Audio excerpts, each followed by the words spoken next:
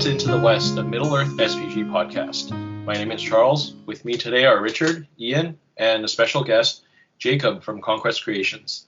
Hi, guys. So Jacob is joining us today for our second bracket video, and this time we will be trying to determine the best good hero or the top good hero of MESBG. Our last bracket episode, many viewers requested us to kind of go over how we decided on our picks. So we wanted to go over that a little bit this time and make it more interactive.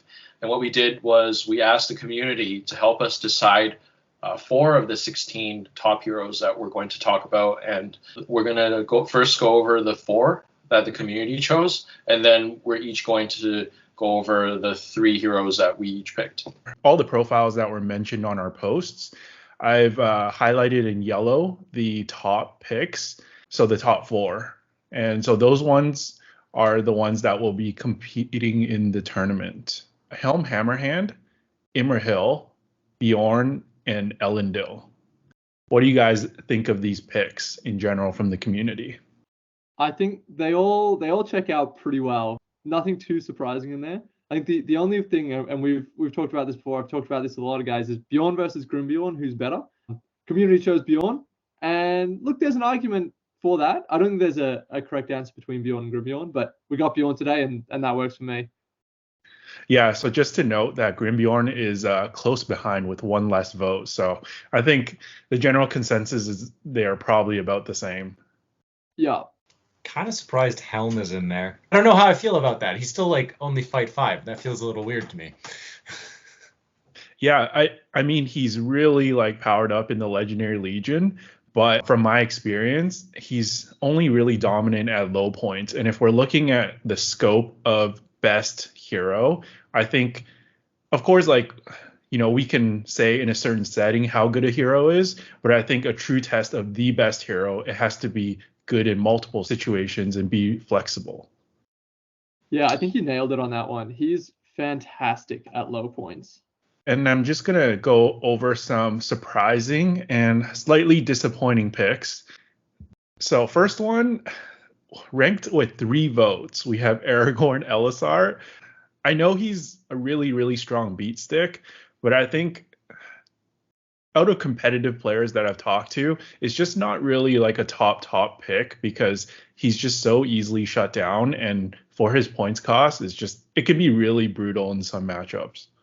Yeah, I think I agree with you on that one. With only the 3 will and no extra magic stuff, just a minor caster can really mess him around. The points value is just it's so high. It's so hard to get that return. And then if he's harder to combo with a second or even a third bigger hitter just because of his points cost taking up so much of your list already. So it's not like you can do the thing where you diffuse it by having multiple big guys running around hitting things. All right, so I'm just going to run through the rest of these picks, and you guys can let me know if you guys have any thoughts on them. Personally, Gandalf the White, I think, again, nice array of spells, but generally overcosted. Ingold, I think there's just a lot of better options in Minas Tirith in the fight for. This one might be controversial.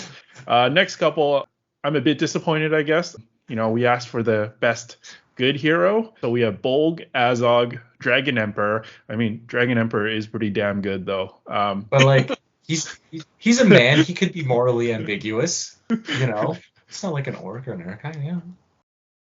Are you serious right now? Yeah. We have the Witch King, Pippin, who might be trolling us because, spoilers, he won our worst heroes bracket. Shagrat, Mahood King, and Gullivar. So, anything that stands out. Is Gandalf the Grey anywhere on there? In any form? He is not. That is surprising. That is quite surprising.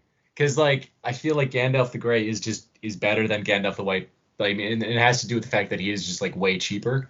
Makes a big difference. But also Hobbit era armies, he can lead a bunch of cheap Lake Town militia. So it's not a bad way to get a magic caster in there and then still have reasonable numbers. Whereas Gandalf the White is just so expensive. My favorite on this whole entire list is definitely Fatty Bulger. Not since they doubled his points cost. I don't think so. Not anymore. Oh, Used to be OP. Yeah. But he can lead troops now, I think. Yeah, he's a minor hero. Oh, There we damn. go. Fatty got a buff. Yeah. Yeah. He's too good for this list. We wanted to keep the field competitive. So It just goes without saying that he's the best. Yeah, for sure. before we get started, shout out to our Patreons. Thank you for supporting us. If you guys haven't checked out our extra perks, you can see the description below. All right, so should we go into our picks? Richard, do you want to kick us off with your 3 picks? So my picks were 8, 9, and 10. My first pick was Boromir of Gondor. And I think this is to no surprise. 6 might battery, easily allied to many competitive lists, and all the best heroics: heroic march, heroic defense, and heroic strike. And yeah, of course, like he has his weaknesses with being vulnerable, low will, and no fate, but I find that the heroic defense makes up for it, and also he's very cheap. So I guess a lot of the times if he does end up dying, he can do some damage before he goes out. So I think it's pretty evident to most people why he's on this list.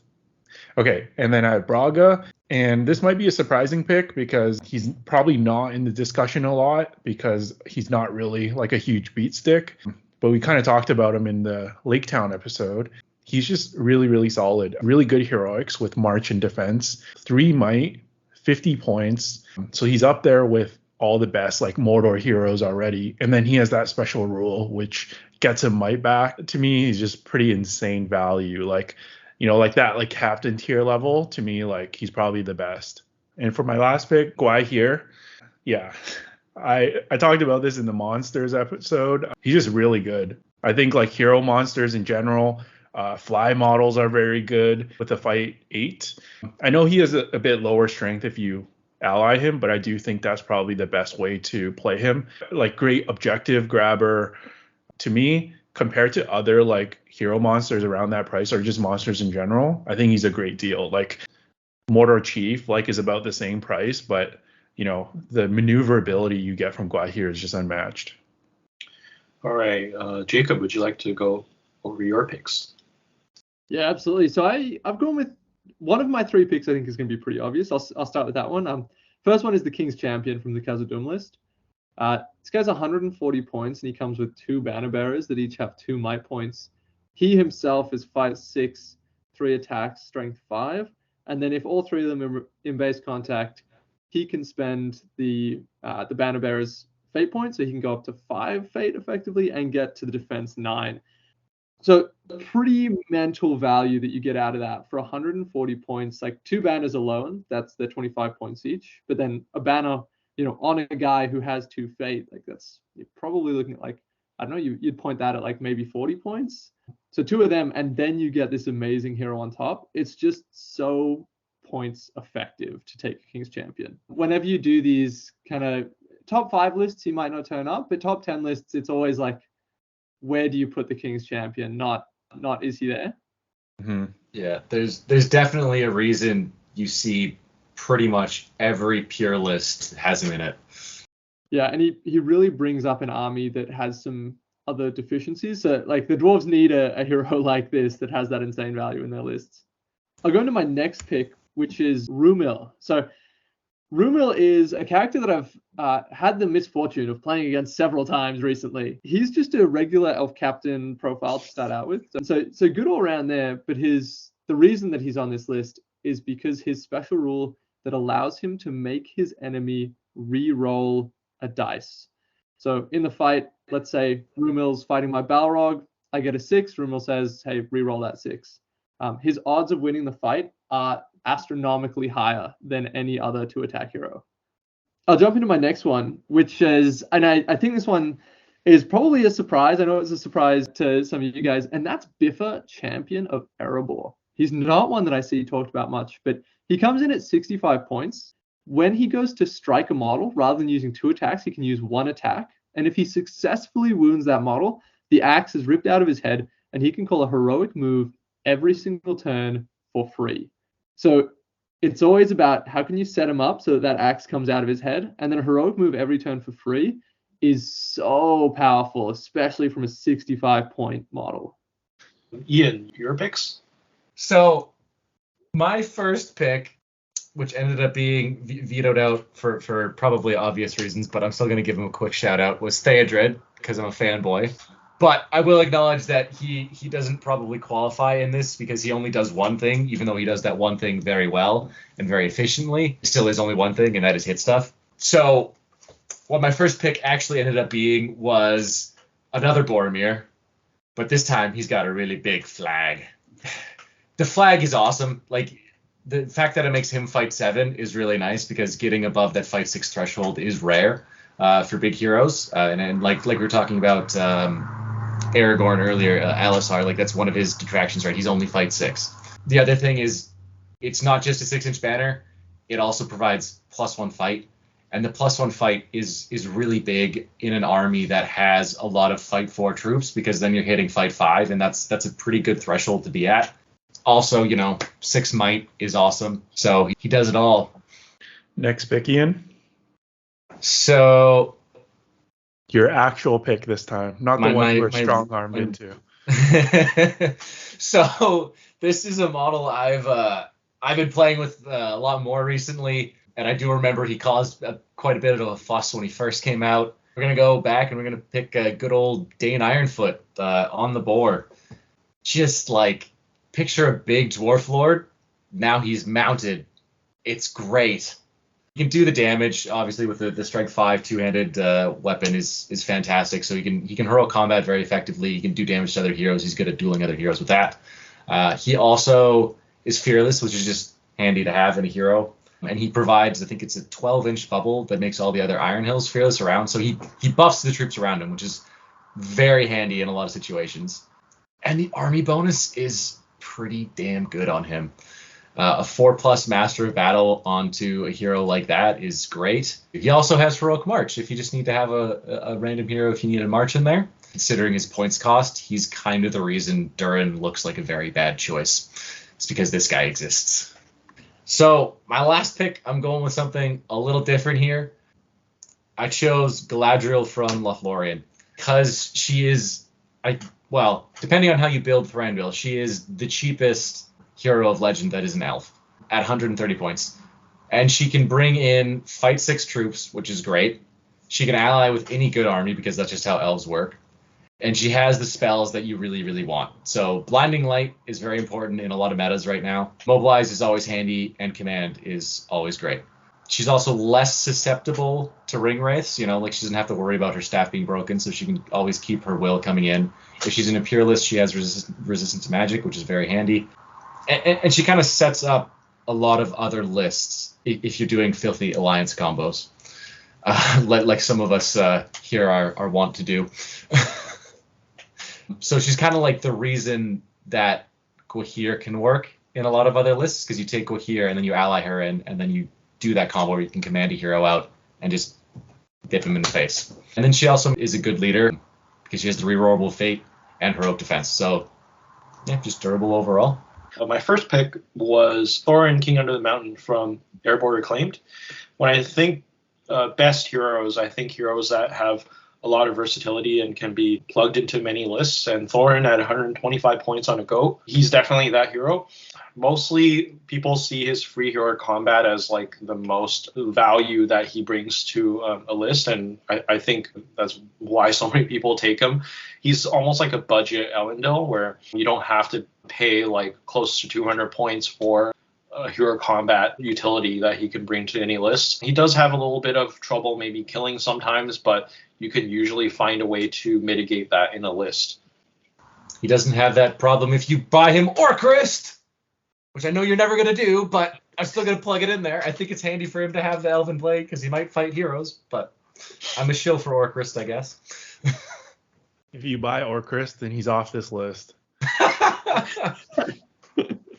The second pick, I went with Glorfindel. In my opinion, he's the best out of the Lords of the West. It's nice that he has that built-in magic resistance, which I feel like a lot of heroes at his level struggle against a lot of the time.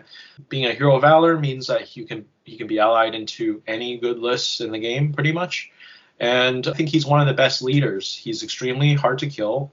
The extra movement that Asploth gives really helps him, and his threat range. It catches people off guard a lot of the time.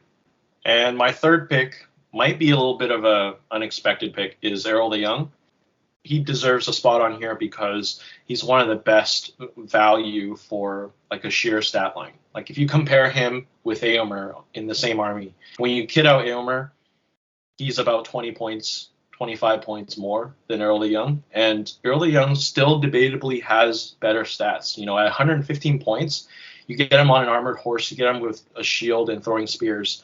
And we just talked about 12 move heroes. He also has a movement of 12 with potential to get might back. So you kind of get everything in one package. And he also gives Sons of Earl around him +1 base attack. You know, huge buff to this elite troop that you usually would take in this army. So I think he does a lot, even though the list is kind of limited. Insane value for what you pay. Any other honorable mentions or no? Oh, yeah. Anything that we might have missed on this that you want to bring up? Dave.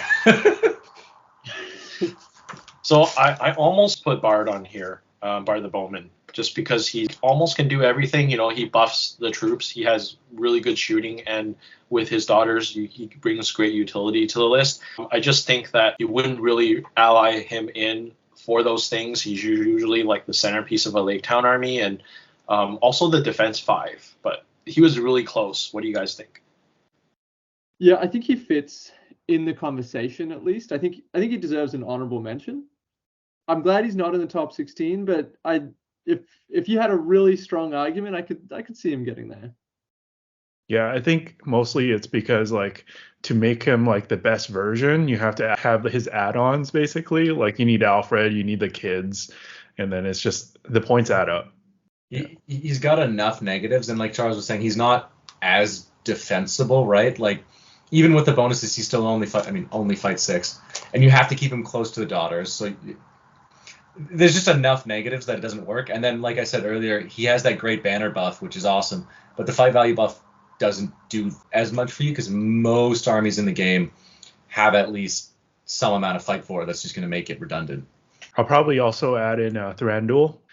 He's a nice hero where you can Swiss Army knife and build them in a few different ways, and they're all pretty competitive in my opinion.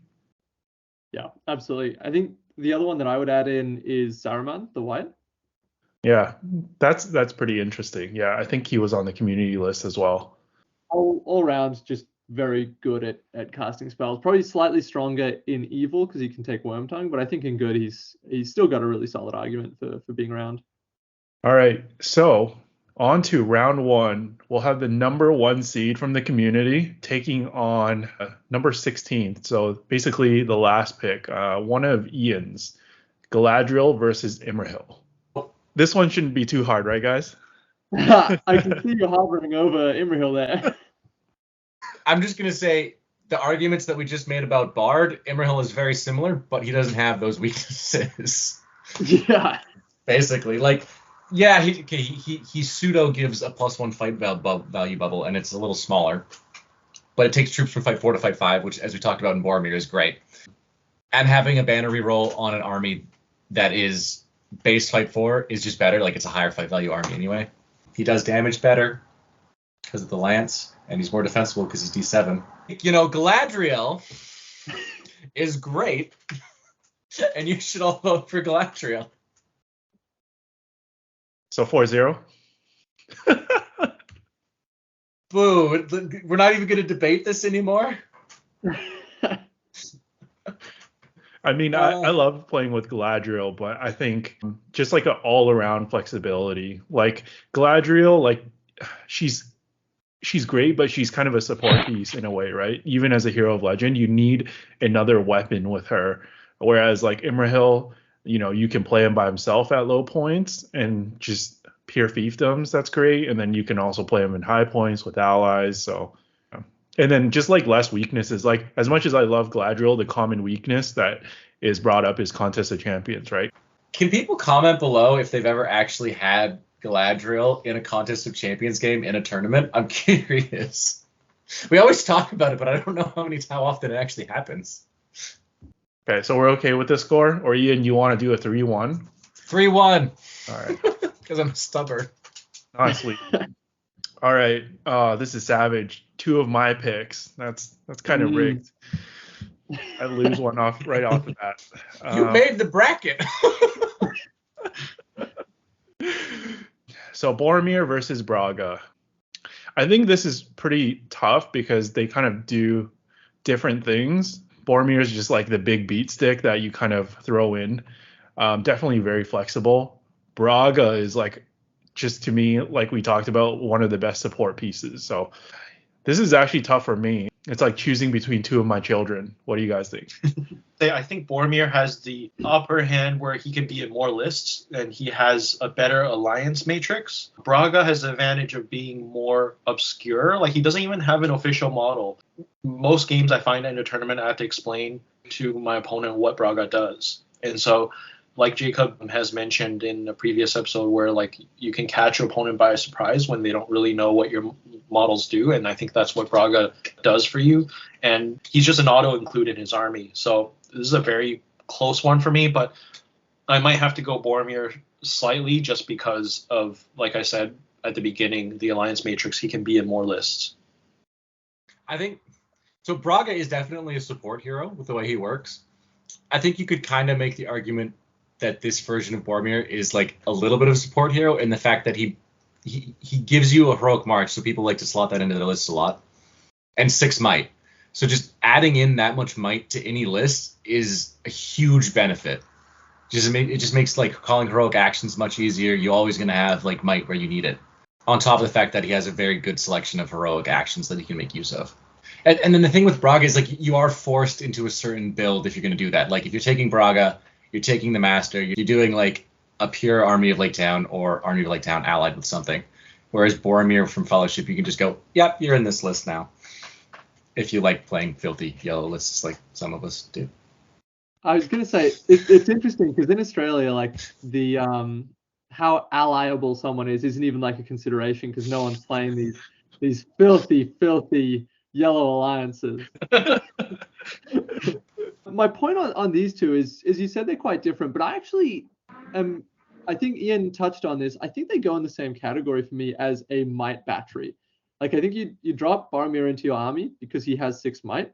You bring Braga because he has 3 might, but with a 4+ rerollable. So it's like, on average, you're probably getting 5. On average, you get 5 might per game, and he's only 50 points. It's a tough choice. I'm actually surprisingly leaning towards Braga on this one, just for the fact that it's 50 points and, between 4 and 6 might a game. So, Richard, if you pick Braga, what do we do in the event of a tie? I vote that we give Jacob the tiebreaker as the guest. Okay. Ooh. Yeah. I'll start abusing this power. Watch out. And another point for Braga is that he doesn't have a model, so you can model him like lying on the ground or something, avoid some shooting attacks. Yeah, I know I'm gonna get a lot of hate for that comment, but yeah, this is close. But I think I might vote for Boromir myself because I guess it just comes down to I've played with Boromir quite a lot and in different types of armies, and I just haven't had that same experience with Braga yet. So I guess, Jacob, you're voting for Braga here? I'll give it to Braga, but it's 3-1 in favor of Boromir. Okay. This is tough. I want all of them to do well. Yeah. That means we picked well. So the next one, we have Elendil from the community and Charles's Earl the Young pick. I think as much as Charles made a great argument for Earl being in the top 16, I played Elendil a bunch. I haven't played Earl myself, but I played against Earl. I think Elendil is just too good with the fight 7 and free heroics. And also, same thing as Glorfindel, right? Has the magic resistant, or even better, fortify. So that's true, but he's like, what, 60 points more? He's 200 points if you fully kit him out. Yeah, that's 85 points more than Earl. But he also brings like soft things to the game, right? He's not just a hitter. So he has a 12-inch standfast, that's really nice to have. And then he also it's in the Numenor profile, but he triggers it, so he gives them magic resistance. So Earl doesn't really have anything like that besides the might regeneration, which isn't you might be able to do more things with that as opposed to free heroic combats, but the free heroic combats are going to be more consistent. He buffs the Sons of Earl. Oh, yeah, he does. Yeah, that's true. One other argument against Earl is that you need Theoden to trigger the +1 fight on the charge for Royal Guard and regular Rohan Riders. So yes, Earl gives a massive boost to the Sons of Earl, and they become insane. But you're not getting the fight 5 on the charge. I don't know if anybody's actually mentioned this yet, but Elendil can do a lot of damage, just like the strength 5 two-handing, and he's fight 7, and he gets free heroic combats. Yes. It's just he threatens so many other heroes. If there's any hero within charge range of him, they have to do something. They have to they force your opponent to body block them, or they have to spend might to strike up or do heroic defense just to avoid Elendil. And then he's happy also just munching troops. So he's very aggressive, but he's very good at what he does. Yeah, he's got one of the highest DPSs, but also has the soft boosts and is still very survivable. He is a monster. I'm definitely voting for Elendil here. Yeah, I think Elendil has it here. I guess the argument I was just trying to make was that it might be closer than people think. But yeah, it's hard to beat that beast of a hero. I mean, 85 points is a big difference. Yeah. To me, it just comes down to the weaknesses that Earl has with Fight 5 and also the probably even bigger list building restrictions than Elendil and Numenor. Okay, so we have our first sweep, 4-0 for Elendil. Wow, good job, community. Okay, the next one. Jacob's Biffer, Champion of Erebor versus Charles's Glorfindel. All right. These are very different heroes. Yeah, I want to hear what Jacob has to say because I would never have thought of picking Biffer. Oh, yeah. Prosto! A fight. I'll talk about Biffer first. Obviously, I already covered him. But man, 65 points for a chance to get a free heroic move every single turn is so good. And I think that's further compounded by the fact that he's in Erebor Reclaimed, which is such a high defense army that typically it plays a lot of turns because it takes so long to die. Where Gambling gets a free heroic, free point of might, so you can call a heroic move every turn. But generally, Riders of Theoden or just Rohan is a very short amount of turns to play because it goes in and it smashes stuff. And now to roast Glorfindel, I'm not a Glorfindel fan because it's just 3-5-4 attacks. On the charge, it's 4-5-4 attacks. You need 6s to wound a lot of the time. I've just seen him botch so many times that I'm never scared when he's on the table. Okay, so are you saying that you're voting for Biffer here? Objectively? Oh, yeah. Yeah. So I think my best argument against Biffer is what you said in your first sentence, is that there's a chance he can get free heroics. So you're telling me there's a chance? And I haven't seen him played a lot, but I have seen him played before, and I think Charles and I have played him in a doubles event a while ago. And I think in that doubles event, from memory, we played 3 games, and I don't think we got it off once. Whoa. Hey, don't so, having bad that's dice, that's dice. But it's the fact that it's not going to happen every game. It's still a dice game. Glorfindel's not going to be doing crazy well every game, but I think he's going to be a lot more consistent. Yeah. Sorry, Jacob. I think Biffer is the more fun pick. So if we're going by Australian meta, which is all about fun, then of course Biffer gets the vote here. But I think if you're going for the boring, consistent pick, I think I probably have to go with Glorfindel here. No, nice try, but not quite. Fair call. Okay, so the next one we have Helm Hammerhand versus Dane Ironfoot. So Helm is from Community and Dane is from Ian. Dane has a bigger hammer. He actually has a hammer. Both are textbook beat sticks. Strength 5 hits things very hard. They're the same points value too. Oh, Helm might be 165. So maybe on foot, right? I think he might be 175 on seven. horse. Yeah, that sounds okay. right. Okay, so more expensive. I think we covered why Helm might not be the strongest pick. I mean, I think he's fine being in the top 16, but I think Dane definitely outclasses him. Yeah, totally agree. The 2 free might is cool in the Legion, but the problem is just that's all it is. I mean, he has a fight value buff for his troops, which is nice, but it's not enough when all you have is Helm. And like the free heroic combat's great, but if you're only fight 5, you probably have to strike, which means you can't use the free heroic combat every time. Yeah, if you come up against elves, it's just like a nightmare, like every turn trying to figure out what you want to do. Yeah. All right. Oh, this one I think might be really tough. So it's Jacob's King's Champion versus my Guahir pick. This is a tough, again, very different units. No bias at all, but I'm going to vote for myself. Oh, all right. Okay. That's my argument. Okay. Opening salvo against Guahir. Only 2 attacks. So he can get, like, if he gets stuck, he can be in trouble. Like, he can just get stuck behind the line and not be able to do things if he gets charged. And additionally, it's not just Guahir is good, but to get the best value out of him, you need to ally in or have a magic caster with command in there, or at least like a sentinel or something to really exploit him.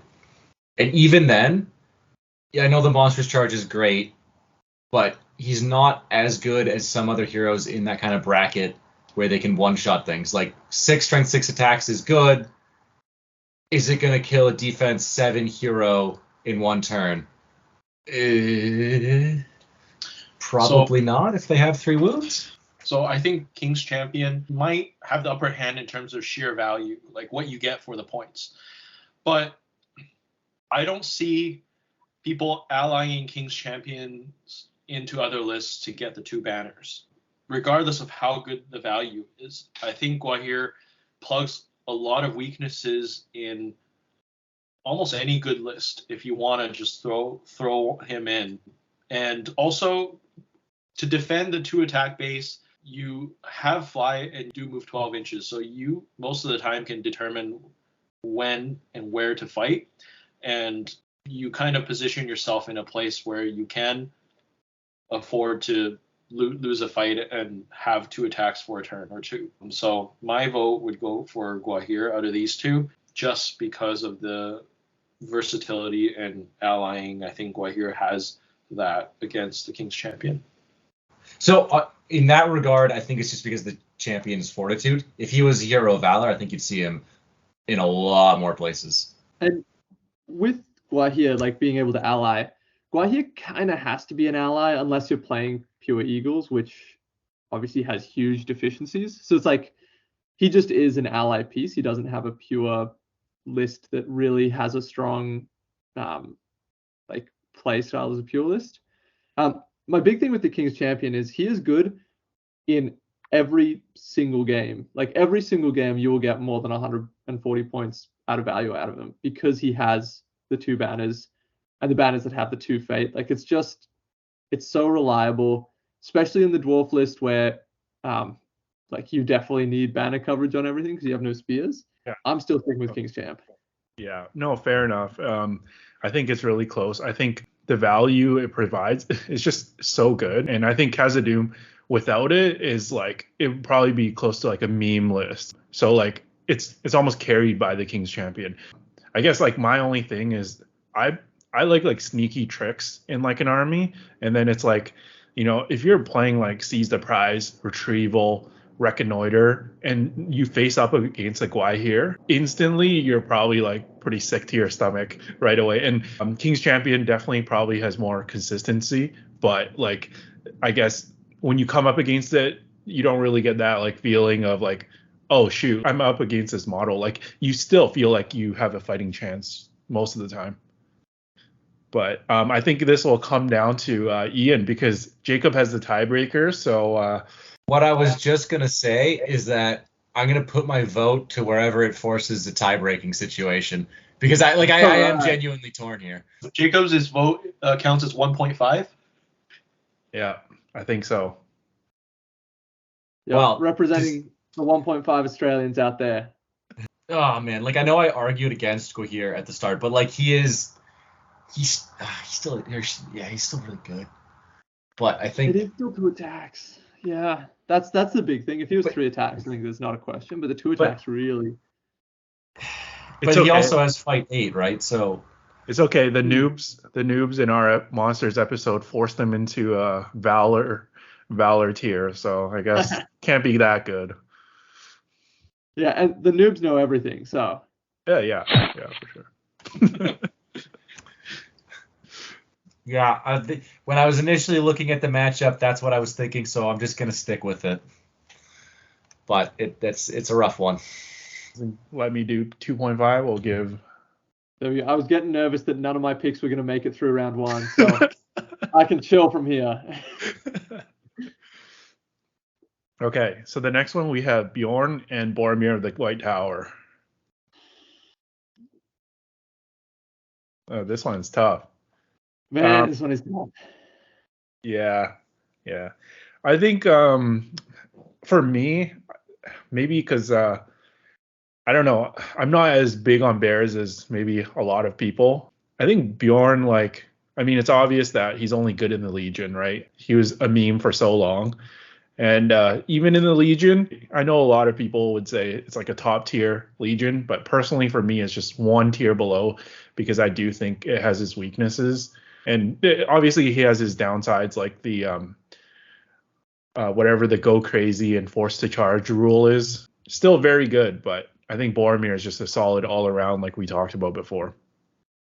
Yeah, I think I'm with you there. Like the fact that Bjorn has to charge, and especially because in the Bjornings it's very low model count, so sometimes with those have to charge models, you can kind of trap them with your own guys and they can't charge, and then you can go somewhere else. But with the low model count, you can't really do that as much, and you can really, like, if you play your cards right and you have one cavalry model go around the flank and sit just within 8 inches of him, and then Bjorn just runs in the wrong direction, that can be massive. If Bjorn, is then 2 turns just like spent chasing some random cav guy. Because of that, I think that knocks down Bjorn quite a bit for me.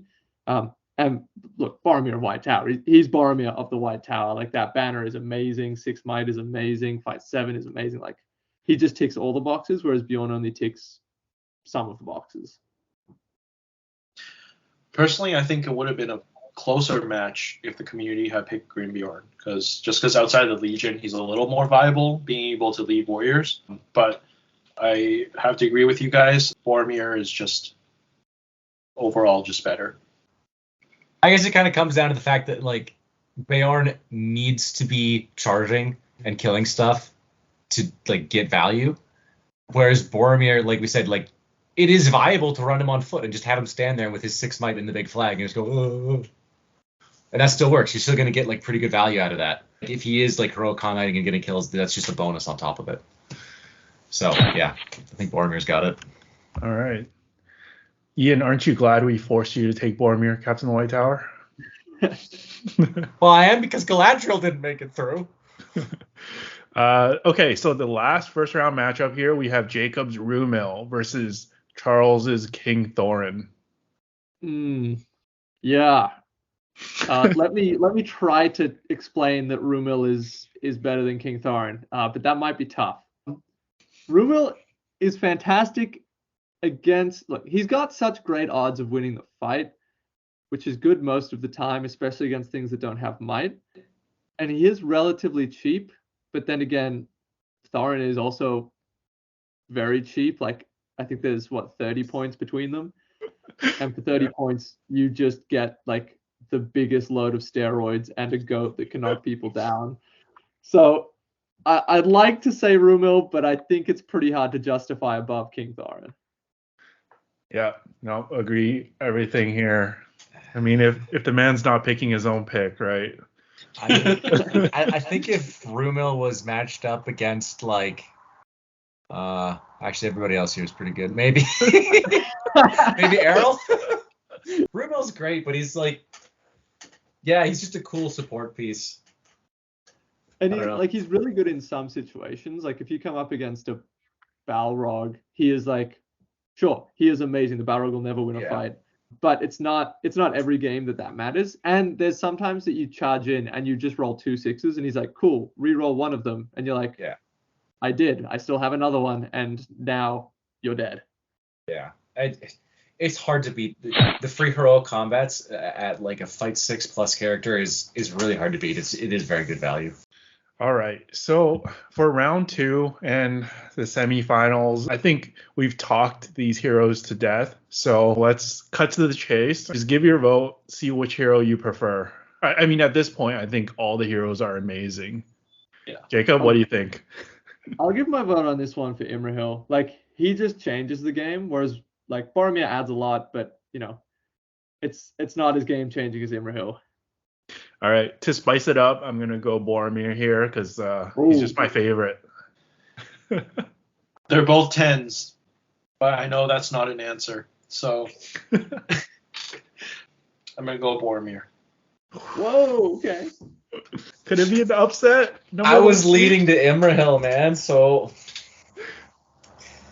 that 12-inch banner effect is really good. Yes, but Boromir can be one dropped, you know? Imrahil, you're never going to just drop Imrahil alone into a list. You're going to drop Imrahil and 18 of his buddies that he's going to be giving a banner effect to. There isn't a wrong answer. I do really like Fellowship Boromir. When I first looked at this, I was thinking Imrahil, so I'm gonna vote for Imrahil. Right. And you got the Australian vote as well, so it's gonna be 3-2. Well, I feel bad about exploiting my tiebreak, but look, I put my money behind Imrahil here. All right. Ooh, interesting matchup here. We got the Fortify Spirit. Fortify Spirit hero mounted heroes. Is this a fair matchup? Like, I feel like Elendil is just kind of like the same as Glorfindel, but for 30 extra points, you get free hero combats and more damage output. That's a pretty good deal. No Lord of the West. As good. That's true. But your damage potential is what, like 10 times higher? Mm-hmm. I mean, Also, a lot harder to kill. You have free fate, and you have expert rider, so it's harder to dismount him. And you can't forget the 12-inch move. the damage output, I guess, is mitigated because, like, he does have Lord of the West. I mean, that's one reroll, but you're going to see him with Círdan a lot. I mean, well, you're going to see either of these guys with Círdan a lot. But, you know, there are ways around it for Glorfindel to improve his damage, so maybe that's not a fair thing to compare there. So if you have Círdan with Glorfindel, you know, all of a sudden, what Círdan's, how many points is he? 80? It's 80.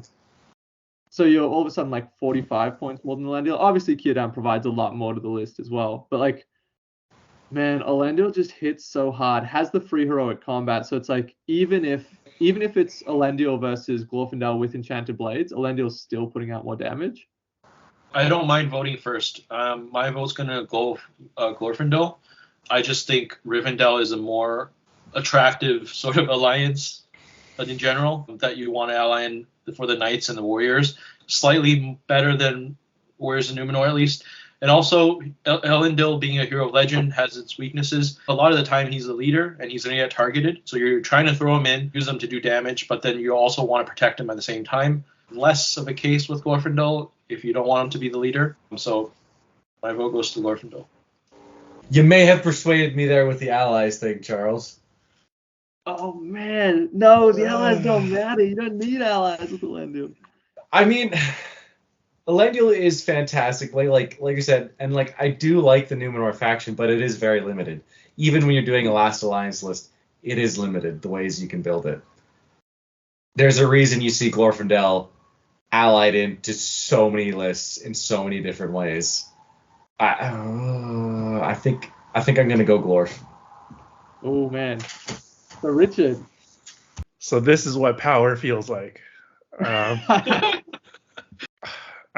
gotta go with Elendil here, just because the raw power of like the offense and defense. He's like a one-man team. Like I think like you can say Glorfindel's like more balanced or whatever, but like Elendil's just one of those heroes that probably one of the only heroes in the game that I've taken on like full warbands apart even more in a single game, and he does it with ease. So yeah, I think I gotta go with Elendil here. It is close though. Man, I'm glad I have this tiebreaker power. I feel too good. My vote counts as 2. I think it's gonna come down to it every single round now. I mean, ultimately, like any of these heroes could come out on top. Maybe not Rumil, but if any of them came out on top, you'd be like, yeah, that's fair enough. Okay, so we have Dane Ironfoot versus the King's Champion. Some dwarf on dwarf action. I'm gonna let someone else start here. I vote for Dane.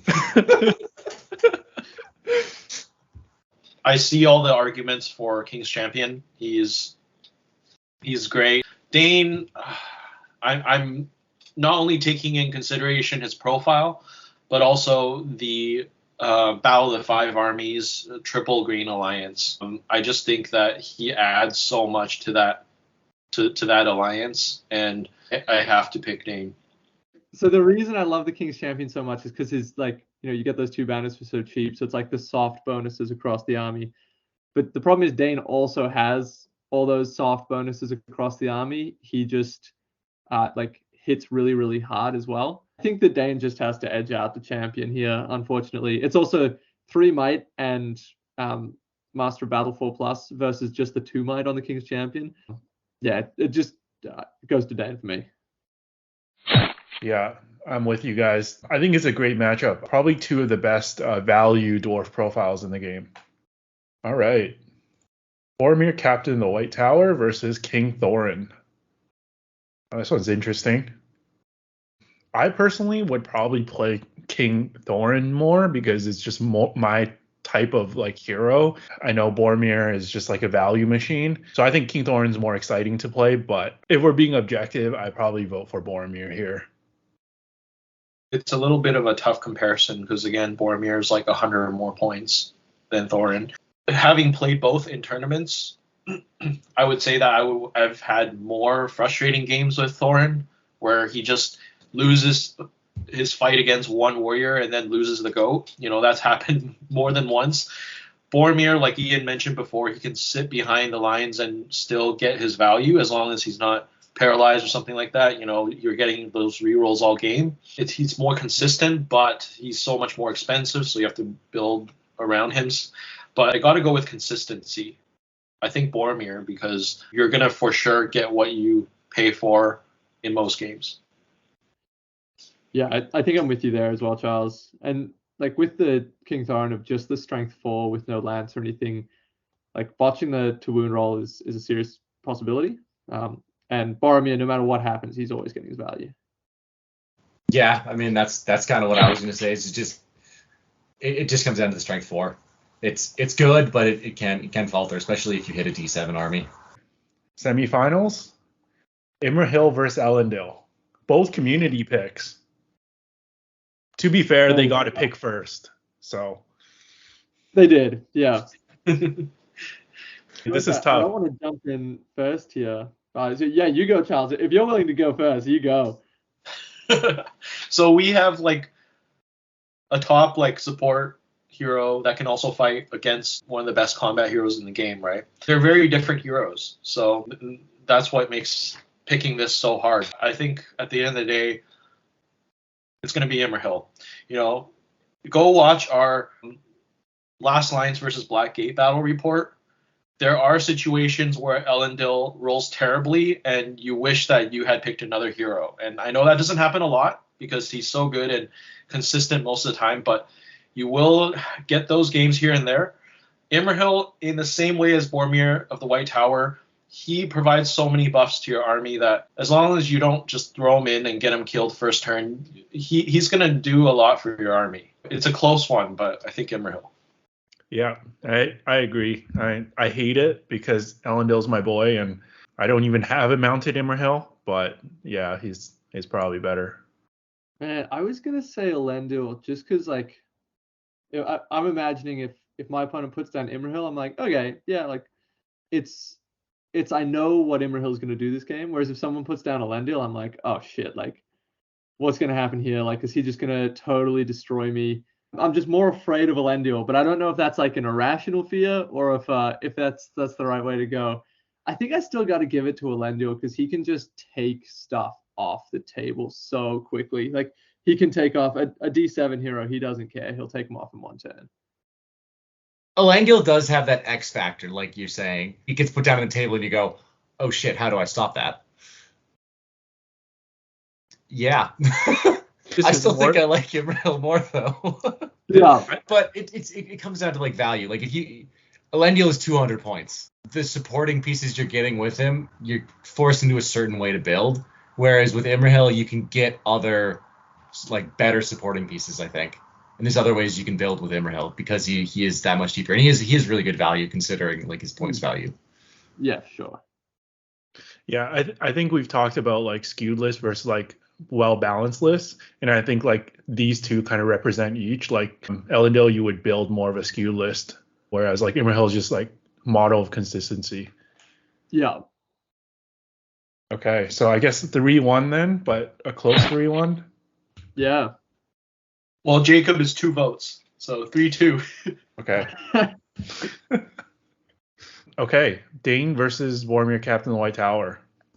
No matter what happens, I'm taking this as a victory. Ian versus Ian. Oh God, I don't even know, man.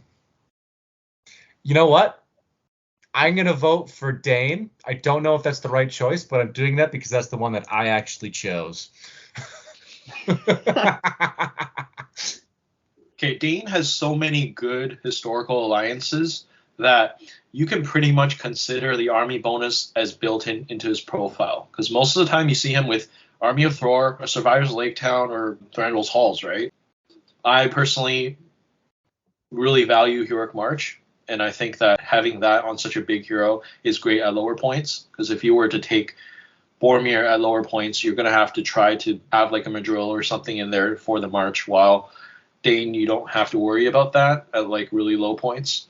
You're always going to have access to it. So I think I'm going to vote Dane. I'm going to stick with Boromir here. Just to bring up some more conflict, I actually personally don't rate March that much. And I hear you guys talk about it on the podcast all the time, and I always disagree. That's totally beside the point, though. Man, just the 6-inch banner with taking guys from 5-4 to 5-5 is just so powerful. And the 6 might is so reliable that, I mean, I guess, obviously, Dane isn't as... It's not as extreme a difference as the last one, but I do see like parallels between Elendil and Imrahil and Dane and Boromir, although Dane and Boromir are a bit close together. I've got to give it to Boromir here. Like, 6-inch banner +1 fight, that is huge. But like, again, I don't think this is a knock against Dane, but Boromir's list has a lot of bodyguard in it already. So he doesn't need that like 12-inch courage bonus that Dane has, but I don't think that's really a big consideration because that's more about the broader list than actually the character themselves. I mean, I guess 2 smaller things that I don't think we've mentioned before. Boromir has that cool horn effect. That's fun. But Dane also has the causing terror when he charges and the headbutting rule. Yeah. Those are neat. Basically the same matchup as before, like you were saying, Jacob. It's quite funny. Dane has the X factor that makes you like crap your pants when you see him. But then like Boromir is the consistent one, to be honest here. So yeah, I think I might have to vote for Boromir. That makes sense. I've had a few games recently where I've been playing with Dane, and like when he stalls out, the army kind of falters. So makes sense. So I think this is quite fitting. We'll have 2 very similar heroes in the championship match and 2 very similar heroes in the bronze place match as well. Bronze and silver. Super interesting. Yeah. Okay, so let's do the bronze match first. So 2 of probably the scariest heroes that beat sticks in the game. Elendil versus Dane. Who do you guys like better? Both strength 5 +1 to wound.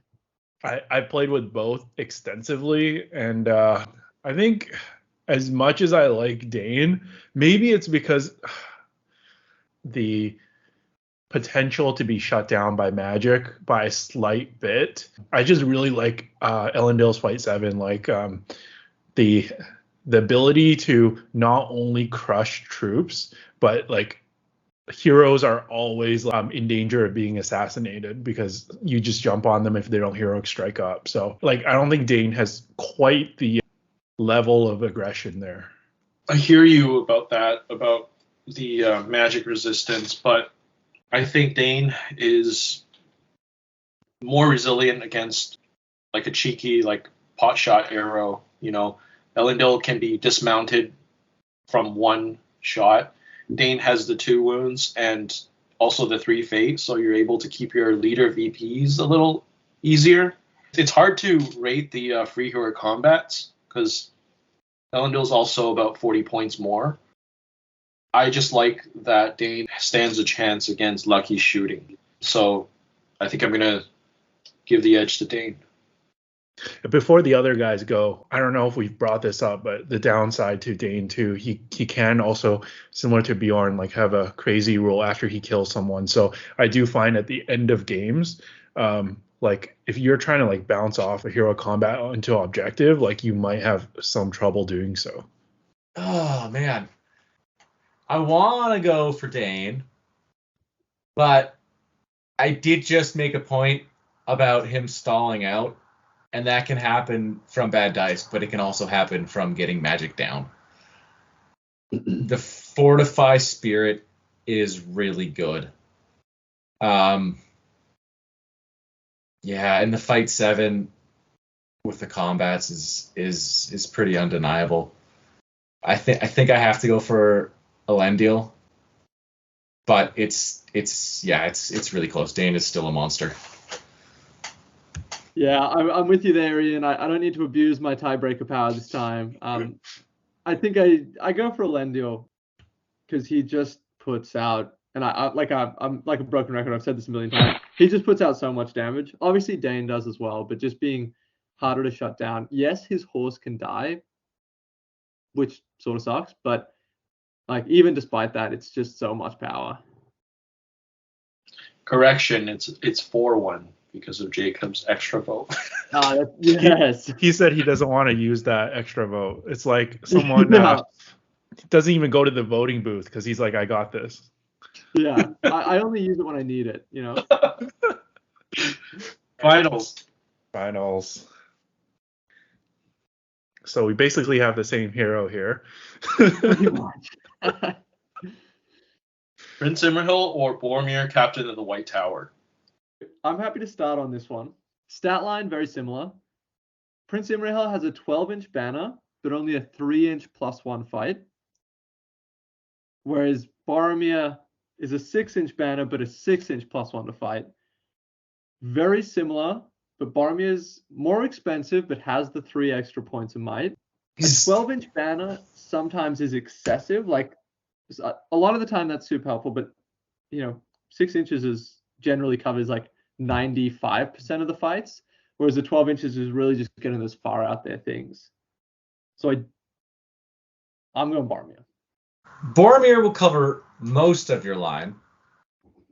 Imrahil is going to cover almost the whole board. Yeah. And I think he has the better effect.